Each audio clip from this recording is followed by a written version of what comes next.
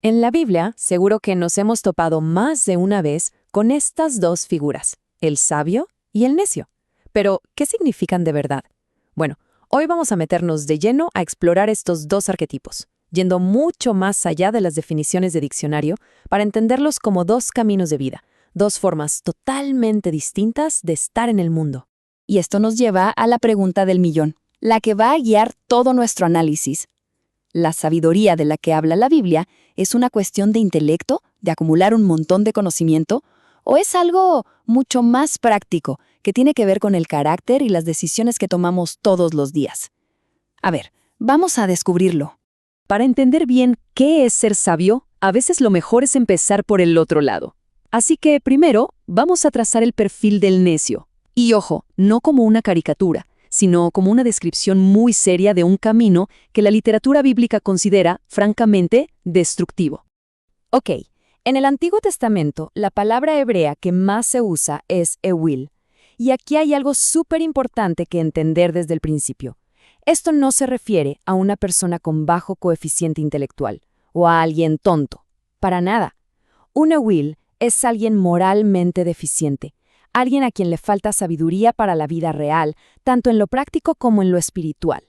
Entonces, ¿cómo se ve una persona así en el día a día? Pues el libro de Proverbios nos da un retrato bastante claro. El ewil desprecia la sabiduría, no le gusta que lo corrijan. Es más, se burla de sus propios errores en vez de aprender de ellos. Siempre anda buscando pleito, vive sin ningún tipo de autocontrol y quizás lo más importante, se niega a escuchar consejos. Como ven, es un perfil de comportamiento, de actitud, no de intelecto. Y esta idea no se quedó ahí, ¿eh? Viaja directamente al Nuevo Testamento. La palabra griega que recoge este concepto es moros, y cuando los autores la usan no es un simple insulto, denota una necedad que tiene un peso moral que es reprochable. Es la necedad de quien elige ignorar la sabiduría de Dios. La conexión es total. Bueno, ya vimos el camino del necio.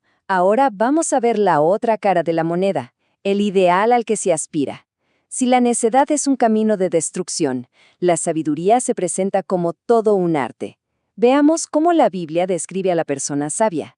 Aquí la palabra hebrea clave es hakam, y esto es fascinante, porque originalmente hakam se usaba para hablar de un artesano experto, alguien con una habilidad increíble en su oficio.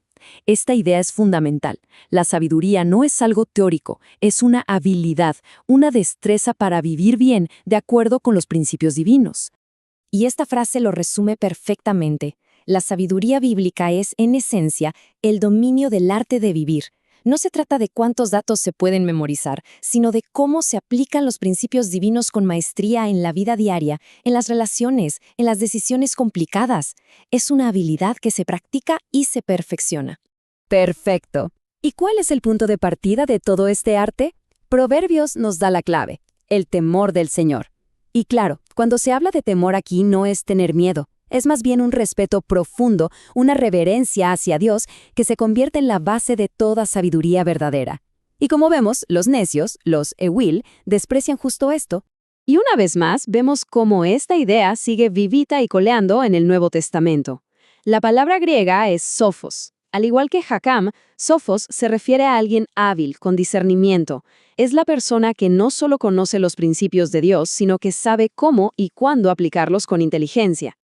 Ok, hasta ahora hemos hablado de cómo es cada persona, el sabio y el necio. Pero claro, nadie vive en una isla. Estos caminos de vida no son solo un asunto personal. Ahora vamos a ver cómo la sabiduría y la necedad impactan, para bien o para mal, en toda la comunidad. Miren esta comparación. Es que la diferencia no puede ser más clara. Por un lado, la persona sabia construye, aconseja, promueve la justicia y el orden. Su vida tiene un efecto positivo en los demás. Por el otro, el necio es básicamente una fuerza de caos. Genera peleas, no acepta ayuda y con sus acciones desestabiliza todo a su alrededor. Son literalmente dos fuerzas opuestas dentro de la sociedad. Es que en el antiguo Israel, los sabios tenían un rol social clave. Eran los maestros que enseñaban este arte de vivir bien. Eran los consejeros a los que acudía todo el mundo, desde el pueblo hasta los reyes, y eran los que cuidaban la ley moral. Su trabajo era mantener sana a la comunidad.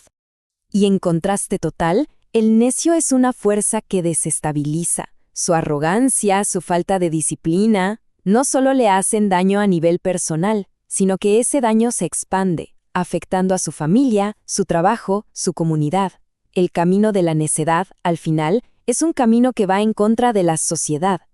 Y con todo esto, llegamos al punto central, a la conclusión de todo este recorrido. La Biblia nos presenta la sabiduría y la necedad no como algo con lo que se nace, sino como una elección, una decisión fundamental que define toda una vida. Entonces, para que quede súper claro, el gran resumen es este. Ser sabio, o ser necio en el sentido bíblico, no tiene nada que ver con qué tan inteligente o educada es una persona. Es una decisión moral y práctica.